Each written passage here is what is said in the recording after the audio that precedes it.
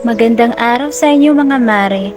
Hapon na nga at kami ay pauwi na. Galing nga pala ako sa school meeting ng aking anak. Naglakad lang pala kami pauwi kasi hindi na masyadong maaraw.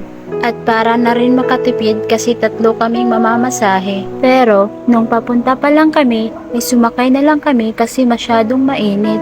Habang kami ay naglalakad, ay nagandahan ako sa view kaya naisipan kong kumuha ng kamera.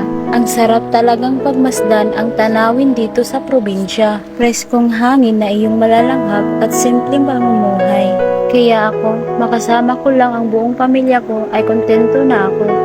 Lalong-lalo na pag nakikita kong masaya ang aking mga anak ay masaya na rin ako. Malapit na nga pala ako sa aming tinitirhan. Kahit nakakapagod maglakad, ay masaya naman ako kasi kasama ko ang aking mga anak. Makita ko lamang ang mga ngiti nila ay napapawi na lang ang aking pagod. Napakasarap mamuhay dito sa probinsya, lalo na't kasama ang buong pamilya.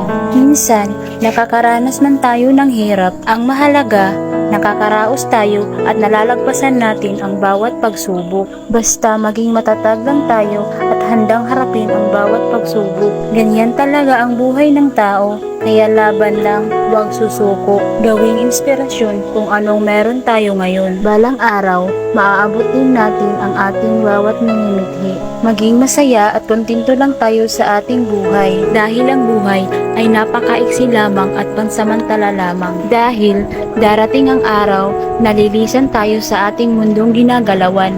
Kaya gumawa tayo at mag-iwan ng magandang alaala. Napakasarap mabuhay sa mundo. Kaya huwag sayangin ang bawat araw na lumilipas habang kasama ang mahal natin sa buhay. Patagal ng patagal, paikli ng paikli ang panahon. Hanggang dito lang muna. Maraming salamat sa panonood.